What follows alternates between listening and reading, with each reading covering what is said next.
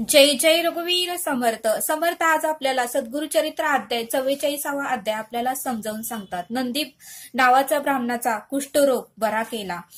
ज्यावेळेस नामधारक सिद्ध योगींना म्हणाले, हे सिद्ध योगी, तुम्ही मला गुरुदत्तांच्या अजून प्रचित्या सांगा, अजून लीला सांगा। मी जेवढं ऐकत जाईल तेवढं मला समाधान होतं, शांती प्राप्त होते, माझे कान तृप्त होत नाही। तुम्ही सदैव त्यांचं स्तुती करत राहावा आणि सदैव मला त्यांची प्रचिती सांगत राहावा, मी ऐकायला तयार आहे। त्यावेळेस बघा सिद्ध योगी म्हणाले, सिद्ध योगी नामधारकाला म्हणाले की मी तुला आज 44वा अध्याय समजावून सांगतो।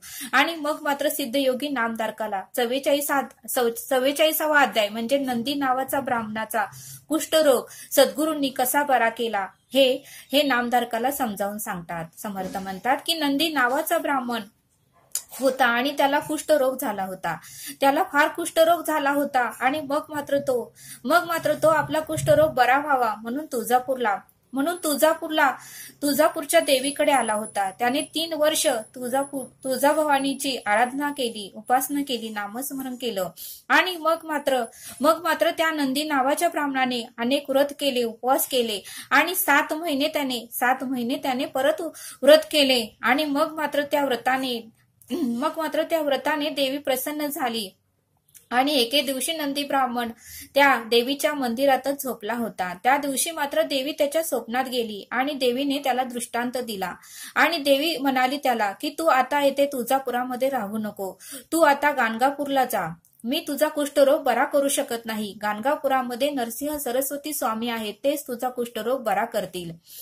त्यावेळेस मात्र नंदी ब्राह्मण ज्यावेळेस सकाळ झाली आणि तो उठला, त्यावेळेस मात्र त्याने देवीला परत म्हणू लागला, हे देवी, तू तर साक्षात परब्रह्म आहेस, तू माता आहेस, तुला अशक्य असं काहीच नाही। आणि तुझ्या विश्वासाने मी येथे 3 वर्ष तुझी पूजा केली, आराधना केली, 7 महिने मी व्रत केलं, ते सगळं वायाच गेलं।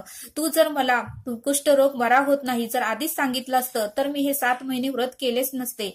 तू देवी आहेस, परब्रह्म आहेस, तुझ्याकडून होत नाही तर तू मनुष्याकडे मला का पाठवत आहेस, हे अगोदर मला तू का सांगितलं नाही?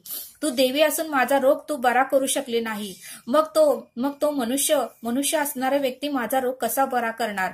आता मी कुठेही जाणार नाही, आता मी येथेच राहणार आहे, माझा रोग बरा होऊ दे किंवा न होऊ दे। आणि मग मात्र तो नंदी ब्राह्मण रागाने त्या मंदिरामध्येच राहू लागला। आणि मग मात्र देवीला काय करावे हे कळेना। त्यावेळेस मात्र देवीने परत ज्या मंदिरामध्ये पुजारी होता त्या पुजाऱ्याच्या स्वप्नामध्ये देवीने त्या पुजाऱ्याला दृष्टांत दिला। आणि देवी त्या पुजाऱ्याला सांगू लागली की जो मंदिरामध्ये नंदी नावाचा ब्राह्मण कुष्ठरोगी आहे, तुम्ही त्याला त्या मंदिरातून जाईला सांगा आणि माझा निरोप आहे असं सांगा। त्यावेळेस मात्र पुजारीही दुसऱ्या दिवशी नंदी ब्राह्मणाला सांगू लागला की देवीने मलाही स्वप्नामध्ये दृष्टांत दिला आहे आणि तुला या मंदिरातून गाणगापूरला नरसिंह सरस्वती स्वामींकडे जायला सांगितलं आहे आणि तू आता 1 मिनिटही या मंदिरामध्ये थांबू नको असा देवीचा आदेशच आहे।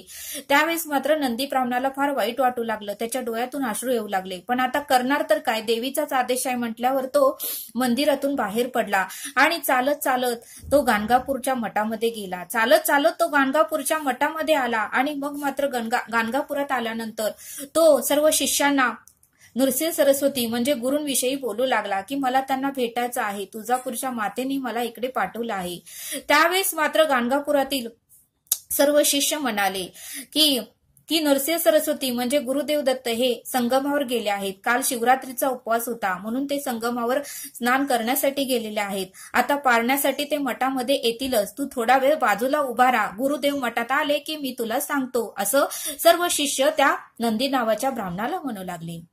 मग मात्र थोडा वेळ झाल्यानंतर नरसिंह सरस्वती म्हणजे गुरुदेव दत्त हे मठामध्ये आले आणि मग मात्र सर्व शिष्य त्या नंदी नावाच्या ब्राह्मणाविषयी सर्व सांगू लागले की तो असा एक ब्राह्मण आला आहे, कुष्ठरोग घेऊन आलेला आहे आणि तो तुम्हाला भेटायचा आहे असं म्हणत आहे। त्यावेळेस मात्र नरसिंह सरस्वती स्वामी म्हणाले, हो मला माहिती आहे, त्याला तुम्ही घेऊन या। त्यावेळेस मात्र सर्व शिष्य नरसिंह सरस्वती म्हणजे गुरुदेव दत्तांच्या समोर त्या नंदी नावाच्या ब्राह्मणाला उभा केलं त्यावेळेस मात्र गुरु म्हणाले की तू संशय धरून आला आहे. नरसिंह सरस्वती स्वामी म्हणाले तू संशय धरून आला आहे. जे कार्य देवी करत नाही ते मनुष्य काय करणार असा संशय तू धरून आला आहे. जे कार्य देवी माता परब्रह्म ईश्वर असूनही ती करू शकत नाही तर मनुष्य काय करणार आहे असा संशय धरून तू आला आहेस. हे ऐकताच मात्र त्या नंदी नावाच्या ब्राह्मणाला आश्चर्य वाटलं की माझ्या मनातलं नरसिंह सरस्वती स्वामींनी कसं काय ओळखलं. हे साक्षात परब्रह्म आहेत, हे ईश्वर आहेत. माझ्या मनात असंच इथपर्यंत येस्तोपर्यंत चालू होतं, मात्र नरसिंह सरस्वती स्वामींनी हे माझ्या मनातलं कसं ओळखलं. आणि मग मात्र त्याला आश्चर्य वाटलं आणि त्यांनी गुरुदेवांना साक्षात दंडवत घातला आणि गुरुदेवांसमोर ते रडू लागले आणि त्याला पश्चाताप होऊ लागला. आणि तो गुरुदेवांना म्हणाला, हे गुरुदेव मला क्षमा करा. तुम्ही एक मनुष्य आहे असा विचार करूनच मी आलो आहे, परंतु तुम्ही साक्षात परब्रह्म आहात, ईश्वर आहात. तुम्ही माझ्या मनातलं ओळखलं आणि कृपा करून माझा हा कुष्ठरोग घालवा.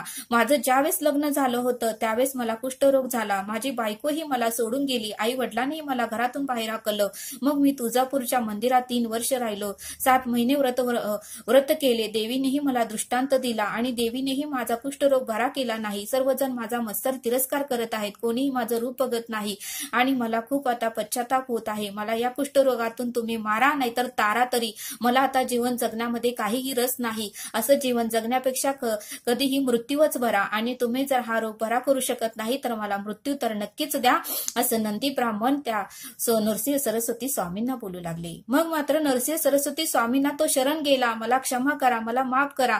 मी फार चुकीचं वागलो तुमच्याशी. मी मनुष्य आहे म्हणून तुमच्याकडे आलो आणि माझा हा कुष्ठरोग तुम्ही बरा तर करा किंवा मला मृत्यू तर द्या. त्यावेळेस मात्र नरसिंह सरस्वती स्वामींना त्याची दया आली आणि नरसिंह सरस्वती स्वामींनी सोमनाथ नावाच्या एका शिष्याला बोलवलं आणि त्याला सांगितलं की ह्याला तुम्ही घेऊन संगमावर जावा आणि ह्याला उत्तमाचं स्नान घाला. नवीन कपडे त्याला द्या. जुने कपडे त्याचे काढून टाका आणि अश्वत्थ वृक्षाला पाया पडायला सांगा. प्रदक्षिणा घालायला लावा.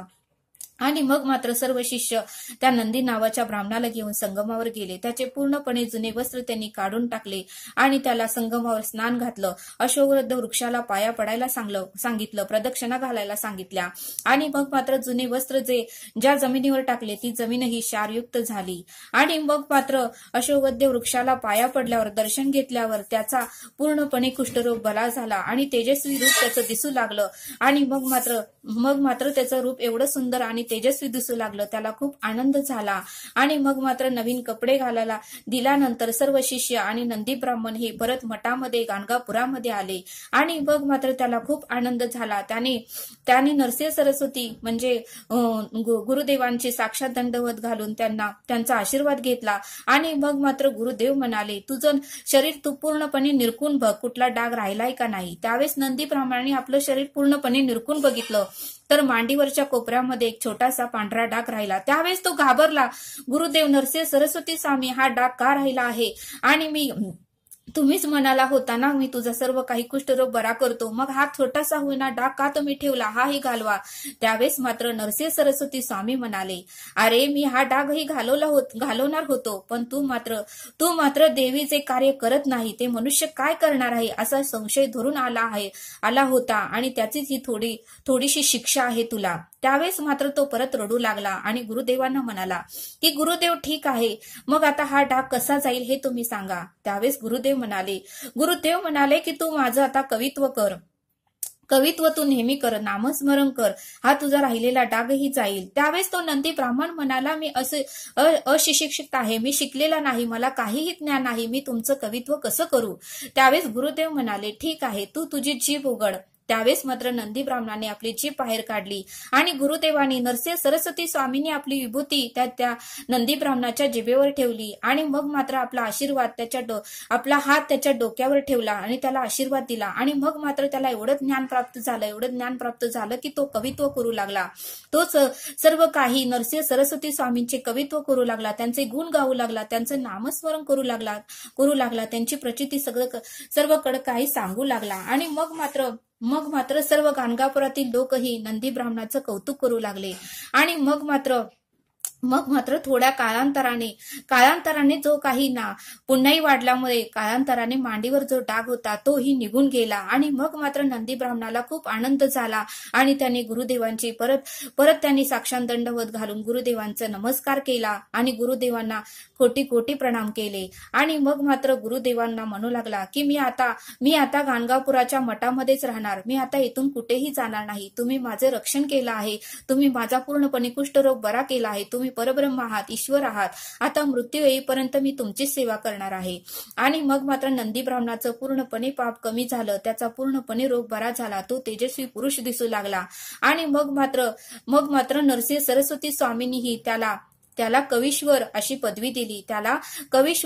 पदवी दिली आणि नंदी ब्राह्मण आणि मग मात्र नंदी ब्राह्मण गाणगापुराच्या मठामध्ये गुरूंची सेवा करत त्या मठामध्ये शेवटपर्यंत राहिला आणि नंदी ब्राह्मणाचा कुष्ठरोग पूर्णपणे बरा झाला. आणि मग मात्र सिद्ध योगिनी नामधारकाला अशा प्रकारे नंदी ब्राह्मणाचा कुष्ठरोग कसा बरा झाला हा 44वा अध्याय नामधारकाला समजावून सांगितलं. आणि म्हणूनच समर्थ म्हणतात की जर आपण श्रद्धेने आणि निष्ठेने आणि विश्वासाने एखादं काम केलं तर आपल्याला ही प्रचिती येतेच, फक्त आपण श्रद्धेने केलं पाहिजे असं समर्थांनी आपल्याला येथे 44वा अध्याय सद्गुरु चरित्रामधला समजावून सांगितला. तरी येथे 44वा अध्याय समाप्त होतोय. नंदी ब्राह्मणाचा कुष्ठरोग नरसिंह सरस्वती स्वामींनी घालवला. तरी आता आपण येथेच थांबूया. हा व्हिडिओ आवडल्यास सबस्क्राईब करा. भेटूया पुढील भागात. धन्यवाद. जय सद्गुरु.